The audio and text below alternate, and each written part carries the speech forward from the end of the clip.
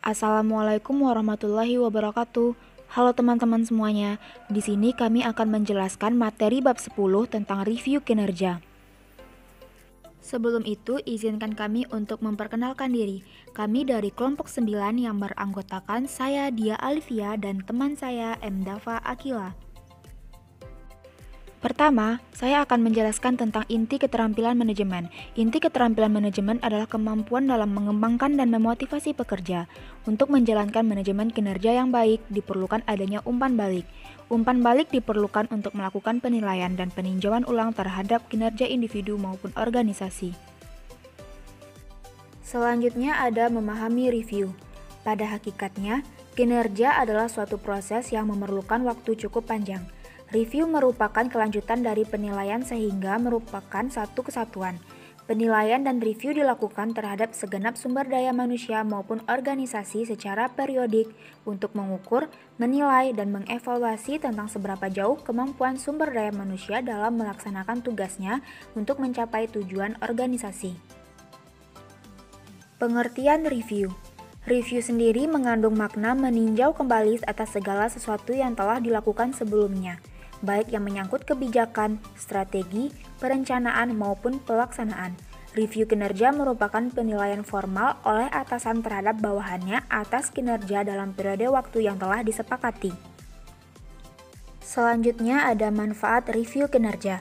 Manfaat review kinerja bagi individual yaitu objektivitas, informasi berharga atas harapan, standar dan sumber daya, umpan balik, menyadari potensi pekerja, kenaikan upah, pelatihan dan pengembangan, menyepakati sasaran dan memperbaiki pekerjaan. Selanjutnya ada bagi manajerial, yaitu menyoroti siapa yang berkinerja tinggi, mengetahui siapa yang patut dipromosikan, mengetahui siapa yang perlu diberi kompensasi, pengembangan tim, pelatihan dan pengembangan, komunikasi antara manajer dan pekerja, serta menetapkan tujuan dan sasaran. Yang terakhir yaitu bagi organisasi. Yang pertama ada meningkatkan produktivitas, tujuan dan visi yang lebih luas, menarik pelamar yang baik, pergantian staf yang lebih rendah, proteksi terhadap tindakan hukum. Selanjutnya ada tipe-tipe review. Yang pertama ada self-assessment review, top-down review, peer review, subordinate review, stakeholder review, dan 360 degree review. Selanjutnya ada menetapkan sasaran. Review memberi peluang untuk membangun sasaran yang sejalan dengan strategi organisasi. Atasan selalu perlu menyisihkan sedikit waktu dalam beberapa bulan untuk memeriksa dan mengupdate deskripsi pekerjaan. Deskripsi pekerjaan harus jelas mendefinisikan sasaran pekerjaan secara keseluruhan. Untuk menetapkan sasaran setiap pekerja, review dapat membantu memfokuskan pada orang yang mencapainya. Dalam lingkungan di mana review dilakukan dengan baik, sasaran diuji untuk memastikan bahwa ukuran kinerja bersifat spesifik, dapat diukur, disepakati, relevan, dan punya batasan waktu. Baiklah, selanjutnya saya akan menunjukkan presentasi dari saudari Dia Alifia. Berikutnya ada segmen pekerjaan signifikan. Tak setiap tugas dan tanggung jawab pekerja harus dievaluasi. Langkah pertama dalam proses penilaian pekerja adalah memilih segmen pekerjaan signifikan yang merupakan bagian terpenting dari pekerjaan. Kebanyakan organisasi mempunyai deskripsi pekerjaan yang mencakup tugas dan tanggung jawab pekerjaan. Namun, tak terdapat aturan tentang jumlah segmen pekerjaan signifikan yang diidentifikasi. Jumlah tersebut lebih tergantung pada keinginan manajer daripada sifat pekerjaan. Umpan balik secara reguler merupakan masukan yang dapat dipergunakan untuk melakukan review kinerja. Untuk itu, diciptakan lingkungan kerja di mana orang menerima dengan umpan balik secara berkelanjutan dan menggunakan untuk mereview kinerja. Pekerja perlu didorong untuk bekerja dengan potensi penuh untuk mendapatkan kesuksesan. Baiklah, di sini saya akan melanjutkan penjelasan materi mengenai bab 10 yaitu review kinerja. Slide selanjutnya adalah mempersiapkan review. Yang pertama ada persiapan. Persiapan antara reviewer dan pekerja mempunyai tanggung jawab tertentu dalam menyelenggarakan review untuk memastikan bahwa diskusi fokus dan terawasi. Perlu dipahami peran reviewer dan memberitahu pekerja tentang tanggung jawabnya sehingga mereka juga dapat mempersiapkan diri secara efektif. Pertanyaan untuk pengukuran diri harus secara berhati-hati dibentuk kerangkanya untuk membantu anggota tim siap melakukan diskusi. Review kinerja secara formal akan lebih efektif apabila anggota tim mengetahui apa yang diharapkan dari mereka selama proses review. Review formal sangat penting bagi pekerja dan reviewer harus mempersiapkan untuk mencapai harapan yang tinggi tersebut. Peran reviewer adalah mendorong dan membimbing pekerja melalui struktur dari review. Bagi pekerja, pertemuan review kinerja menawarkan peluang untuk mendiskusikan secara bersama-sama tentang kinerja, progres, masa depan, sasaran, fokus mereka, dan pendekatan mereka pada pekerjaan. Yang kedua ada penilaian kinerja. Mempersiapkan review kinerja termasuk melihat pada gambaran secara menyeluruh. Penilaian dilakukan terhadap progres pekerja sejak review terakhir untuk menetapkan sasaran baru dan merencanakan aktivitas secara efektif untuk masa yang akan datang. Yang berikutnya ada identifikasi tujuan. Setelah melakukan penilaian, tahap persiapan selanjutnya adalah menetapkan bidang pekerjaan yang memerlukan perbaikan dan sasaran yang harus dicapai sebagai tujuan strategis bisnis. Oleh karena itu, perlu dilakukan identifikasi tingkat kinerja sekarang ini dan mencari cara untuk mengembangkan keterampilan dan pengetahuan. Perlu ditemukan tingkat kompetensi yang diperlukan untuk melakukan pekerjaan dengan berhasil dengan cara berbicara pada orang lain berdasarkan pengalaman dalam peran. Berikutnya ada merencanakan ke depan.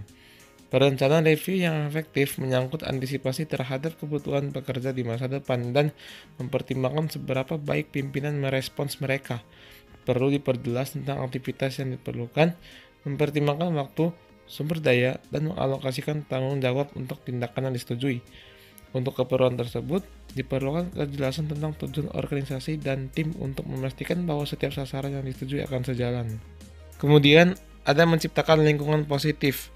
Lingkungan penyelenggaraan review yang kondusif akan mendorong keterbukaan, kesediaan untuk menerima, dan mendorong berlangsungnya diskusi. Untuk itu, perlu dibangun kredibilitas, menciptakan iklim kepercayaan, dan memberi perhatian pada pengaturan yang pertemuan untuk membantu peserta menjadi santai dan merasa nyaman. Membangun kepercayaan dapat memerlukan waktu lama, tetapi dapat dihancurkan dalam hitungan detik. Apabila pekerja menduga bahwa kerahasiaan mungkin tidak terjaga, mereka akan cenderung bersikap diam dalam diskusi. Reviewer harus dapat menunjukkan penghargaan atas masalah yang didiskusikan secara rahasia dengan pekerja. Hendaknya dihindari memberitahu seseorang tentang sesuatu dan mengatakan sesuatu yang lain kepada orang lain. Review terhadap pekerja harus dilakukan secara transparan dan tidak terdapat maksud lain kecuali meningkatkan kinerja pekerja dalam memberikan kontribusi pada pencapaian tujuan organisasi. Berikutnya yang keenam ada bersikap objektif. Pendekatan pribadi manajer pada review kinerja sangat mempunyai makna penting terhadap keberhasilannya. Persiapan diri dilakukan untuk melakukan diskusi, mendorong gagasan, menghindari bias, dan memfokuskan pada aspek penting dari pekerjaan. Untuk membangun lingkungan yang kreatif, semua gagasan harus didengar dan dihargai. Manajer yang mendorong timnya untuk memberikan gagasan akan mendapatkan lebih banyak masukan dari mereka. Seringkali banyak gagasan yang kelihatannya bodoh dapat mengarah pada solusi yang bijaksana. Kemudian ada merencanakan struktur. Review kinerja yang baik terstruktur dengan baik pula. Setiap review mengikuti struktur langkah yang sama, yaitu pendahuluan, diskusi, rencana tindak, resume, dan tindak lanjut. Menjalankan review kinerja dengan mengikuti struktur akan membuat proses review mempunyai benang merah dari tahap yang satu ke tahap berikutnya. Apabila memungkinkan, agenda yang dibicarakan dalam review dapat dikurangi menjadi setengahnya sehingga dapat memperbaiki fokusnya. Kemudian yang ke-8 ada mempersiapkan wawancara. Penilaian terhadap kinerja pekerja dilakukan melalui wawancara dan dialog antara manajer dengan pekerja untuk mengetahui apakah standar kinerja dapat dipenuhi oleh pekerja. Karena terlalu banyak sasaran, sulit untuk menyelesaikan semua persoalan dalam satu wawancara. Biasanya lebih baik merencanakan dalam 2 atau 3 wawancara. Agar wawancara dapat mencapai hasil seperti diinginkan, perlu dipersiapkan dengan sebaik-baiknya oleh manajer maupun pekerja. Persiapan yang dilakukan oleh manajer adalah yang pertama ada menentukan waktu terbaik, yang kedua ada menentukan tempat terbaik, Yang ketiga ada menyiapkan fasilitas yang diperlukan. Yang keempat ada menghimpun informasi dan materi. Yang kelima ada merencanakan pembukaan. Yang keenam ada merencanakan pendekatan. Yang ketujuh ada memberi pekerja peringatan yang tepat lebih dahulu. Kedelapan ada merencanakan konklusi. 9. Menjamin bahwa tidak ada interupsi selama wawancara. Dan yang terakhir 10. Menghindari persiapan yang tidak sesuai. Kemudian yang terakhir ada perangkap dalam penilaian. Menurut Kirkpatrick pada tahun 2006, dia menyebutkan ada 2 perangkap yang dapat menjebak dalam melakukan penilaian. Yang pertama ada the halo effect. The halo effect menunjukkan suatu kecenderungan manajer untuk menilai lebih tinggi orang yang menjadi favorit. Hal tersebut dapat terjadi karena beberapa alasan seperti berikut ini. Yang pertama ada effect of the past record. Terhadap orang yang telah melakukan pekerjaan baik pada masa lalu, kinerjanya diasumsikan baik pula pada saat sekarang ini. Yang kedua ada compatibility, merupakan kecenderungan menilai orang yang kita lihat mempunyai kebiasaan dan kepribadian yang lebih memuaskan dibandingkan dengan mereka yang berhak. Yang ketiga ada effect of recency, pekerjaan luar biasa yang dilakukan minggu yang lalu atau kemarin dapat mencakup makna kinerja sepanjang sisa tahun. Yang keempat ada the one assets person, pembicara yang fasih, orang dengan penampilan impresif atau titel yang tinggi atau lulusan dari alma mater manajer mendapatkan penilaian lebih menyenangkan daripada orang yang kekurangan atribut ini. Yang kelima ada blind spot effect. Ini merupakan kasus di mana supervisor tidak melihat tipe cacat atau kesalahan tertentu karena mereka seperti miliknya sendiri. Yang keenam ada high potential effect. Kita kadang-kadang lebih mempertimbangkan kertas catatan orang daripada apa yang telah mereka selesaikan untuk organisasi. Yang ketujuh ada the no complaint bias. Di sini penilai memperlakukan bahwa tak ada berita sebagai berita baik. Pekerja yang tak punya keberatan dan menyatakan bahwa semua berjalan baik mungkin perlu memeriksa dengan lebih baik. Lalu yang kedua dari penyebab perangkap ini adalah the horn effect. Horn effect adalah kebalikan dari halo effect, yaitu merupakan kecenderungan untuk menilai orang lebih rendah dari keadaan sebenarnya. Penyebab horn effect adalah yang pertama, the manager is perfectionist. Maknanya manajer berkeinginan agar bawahan seperti dirinya. Karena harapannya terlalu tinggi, ia sering kecewa dan menilai pekerja lebih rendah daripada seharusnya. Yang kedua ada employee is contrary. Maknanya di sini manajer secara pribadi jengkel dengan kecenderungan pekerjaan untuk terlalu sering tidak menyetujui atas terlalu banyak masalah. Yang ketiga ada oddball effect. Semua keramahan untuk menyenangkan saja jarang dihitung ketika waktu penilaian datang. Yang keempat adalah membership in a weak team. Bermain baik pada tim yang lemah berakhir dengan penilaian lebih rendah daripada apa yang akan mereka peroleh apabila ia berada pada winning team. Lalu ada the guilt by association effect. Orang yang tidak benar-benar dikenal oleh manajer sering dihukum oleh perusahaan yang dijaganya. Lalu yang keenam ada the dramatic incident effect. Maknanya adalah perbuatan bodoh yang baru dilakukan dapat menghapus pengaruh kerja baik berbulan-bulan dan memberi penilaian lebih rendah pada orang daripada seharusnya. Yang ketujuh ada the personality trait effect. Pekerja yang terlalu yakin, terlalu tidak tahu malu, terlalu lembut hati, atau terlalu pasif yang kekurangan beberapa sifat manajer yang berkaitan dengan pekerja baik dapat menderita dalam penilaian. Yang terakhir ada the self-comparison effect.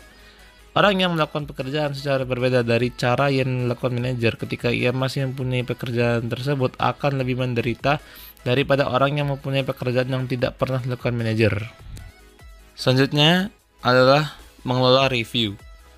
Untuk mendapatkan hasil review kinerja yang positif harus dilakukan dengan suatu proses yang dirancang dengan baik, laksanakan secara konsisten dengan tetap terbuka bagi suatu fleksibilitas. Review perlu dilakukan dengan baik. Yang pertama, ada introduksi sesi atau sesi perkenalan. Review dilakukan dalam suatu pertemuan yang dilakukan antara atasan dan bawahan. Untuk mendapatkan hasil pertemuan secara optimal, harus dibangun rasa percaya diri di antara peserta pertemuan. Atasan menjelaskan tentang bagaimana pertemuan akan dilakukan dan pekerja dapat menerima penjelasan secara pasti tentang apa yang diharapkan dari mereka dan pertemuan tersebut. Yang kedua, ada menyepakati agenda. Agar review kinerja berjalan lancar, kedua belah pihak harus menyepakati masalah yang akan dibicarakan. Fokus diskusi sebaiknya diarahkan pada masalah yang relevan dengan sasaran seluruh tim. Untuk itu, pekerja diberi kesempatan penuh menyusun agenda diskusi sehingga merasa dilibatkan dan menjadi bagian dalam proses tersebut. Proses dan diskusi dilakukan dengan urutan diantaranya: A. Mereview sasaran sebelumnya, B. Menghargai prestasi, C. Memberikan umpan balik yang konstruktif, D. Mengidentifikasi kebutuhan pengembangan, E. Menghargai prestasi tambahan, F. Menyetujui sasaran baru, G. Menyetujui kebutuhan pengembangan lebih lanjut, H. Merencanakan dan menyetujui tindakan, dan I. Menyimpulkan hasil diskusi. Lalu ada mendorong diskusi. Untuk membuat review kinerja berhasil, pekerja harus didorong untuk lebih banyak berbicara atau mengambil peran pemimpin dalam diskusi dengan menggunakan teknik bertanya yang baik, kemudian mendengarkan secara aktif atas jawaban yang diperoleh. Kemudian ada bersikap praktis. Banyak masalah yang harus dibicarakan dan diskusi review kinerja, kebanyakan dengan implikasi penting bagi masa depan. Oleh karena itu, reviewer harus tetap dapat menjaga waktu untuk menangani masalah penting sesuai dengan prioritasnya. Lebih banyak waktu yang harus disediakan untuk menangani masalah yang menjadi prioritas. Namun, yang penting bagi pekerja adalah cepat mencapai konklusi yang realistis. Lalu yang kelima ada membaca tanda. Review kinerja hanya akan memberikan manfaat apabila mendapatkan tanggapan positif dari peserta. Beberapa orang berjuang menunjukkan kepedulian dengan cara langsung, namun sebagian lain dilakukan secara tidak langsung. Dalam hal demikian, bahasa tubuh dapat dimanfaatkan sehingga dapat dibaca postur tubuh dan ekspresi wajah peserta untuk mengukur tanggapan. Membaca tanda dapat dilakukan dengan berbagai cara, yaitu dengan mengidentifikasi kegelisahan, memerhatikan ekspresi wajah, memeriksa kepercayaan diri, memerhatikan postur yang benar, mencatat postur, dan memerhatikan bahasa tubuh. Selanjutnya ada mengukur komitmen. Orang akan menunjukkan perhatian yang kuat pada prestasi kinerja ketika mereka merasa mempunyai komitmen untuk melakukan tindakan yang diperlukan untuk mencapai tujuan. Bawahan harus mempunyai sasaran yang harus dicapai sebelum, selama, dan setelah review kinerja. Untuk itu, bawahan harus mempunyai komitmen untuk menyelesaikan tugasnya. Apabila komitmennya berkurang, perlu dicari tahu penyebabnya. Yang ketujuh ada menangani situasi sulit. Hampir dapat dipastikan bahwa review kinerja dapat menyebabkan kekhawatiran pekerja karena kemampuannya didiskusikan dan masa depannya terpancang. Apabila reviewer salah dalam bertindak menjalankan review, dapat menimbulkan reaksi dari peserta yang justru lebih mempersulit situasi. Yang kedelapan, ada menghadapi masalah kinerja. Masalah yang berkaitan dengan kinerja dapat berubah. A. Kemampuan. Masalah kemampuan di sini adalah ketidakmampuan melakukan pekerjaan sesuai perintah. Mungkin sebagai akibat kesalahan dalam seleksi atau kurang pengalaman. Untuk itu diperlukan dukungan dan pelatihan agar memungkinkan pekerja mengatasi pekerjaan secara efektif. Yang B, ada pelatihan. Pelatihan merupakan solusi atas kekurangan keterampilan atau informasi yang diperlukan yang mencegah pekerja mencapai standar kinerja. C. Motivasi. Masalah motivasi merupakan suatu penurunan efektivitas karena kurang dorongan atau kebosanan atau stres sebagai akibat terlalu besar tantangan. Untuk itu, manajer perlu mengidentifikasi aktivitas pengembangan yang meningkatkan daya bekerja dalam perannya. D. Gangguan. Maksud gangguan di sini adalah ketidakmampuan berkonsentrasi dan menjadi efektif dalam bekerja. Mungkin karena masalah pribadi yang memerlukan perhatian individu. Yang E.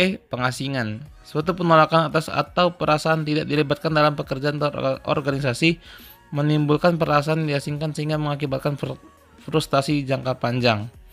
Untuk itu, harus ditemukan bagaimana masalah timbul dan merupakan akibat kekurangannya tantangan atau mengabaikan. Yang kesembilan adalah mendiskusikan pengembangan.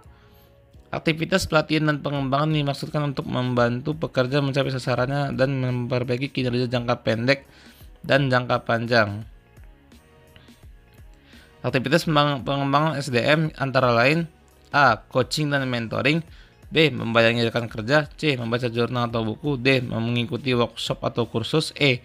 Menerima pendelegasian tugas, F. Menghadiri rapat proyek, G. Mutasi pada peran atau pekerjaan baru, H. Menerima penugasan jangka pendek dimanapun, I. Menghadiri konferensi seminar, dan J. Mendapatkan kualifikasi profesional. 10. Mendiskusikan aspirasi dan potensi. Kebanyakan orang mempunyai aspirasi untuk lebih berperan sebagai senior dan melanjutkan karirnya. Untuk itu, diperlukan upaya untuk melihat peluang mendiskusikan aspirasi pekerja dan potensinya di masa depan. sehingga dapat membantu mereka menyiapkan kemajuan di masa depan. Yang ke-11 adalah merencanakan tindakan. Agar pekerja mencapai sasaran seperti yang diharapkan, maka penting bagi mereka untuk mengetahui siapa yang bertanggung jawab atas program aksi dan menentukan batas waktu untuk menyelesaikannya. Pada dasarnya, seseorang adalah akuntabel untuk setiap tindakan, karenanya setiap program aksi harus didokumentasikan. 12. Menyimpulkan review. Kesalahpahaman yang terjadi dalam proses review biasanya terjadi karena atasan hanya ingin mendengarkan apa yang ingin didengar. Kesalahpahaman yang berkelanjutan sering mengakibatkan hilangnya kepercayaan. Dalam pelaksanaan review, perlu dihindari untuk mendikte seseorang bekerja. Mereka perlu diberi kesempatan untuk menggunakan kata-kata mereka sendiri. Kesempatan diberikan pada pekerja untuk merangkum rencana tindakan yang akan dilakukan dengan gaya mereka sendiri sehingga lebih mudah untuk memahami. Dari suatu proses review, perlu dibuat rangkuman sebagai catatan yang disetujui kedua pihak atasan dan bawahan. Rangkuman dibuat cukup rinci sehingga jelas komitmen mereka terhadap rencana tindak. Yang berikutnya adalah tindak lanjut review. Review kinerja dilakukan sebagai langkah untuk mengetahui posisi kemampuan pekerja dalam menyelesaikan tugasnya dan seberapa jauh tujuan organisasi telah dapat diselesaikan.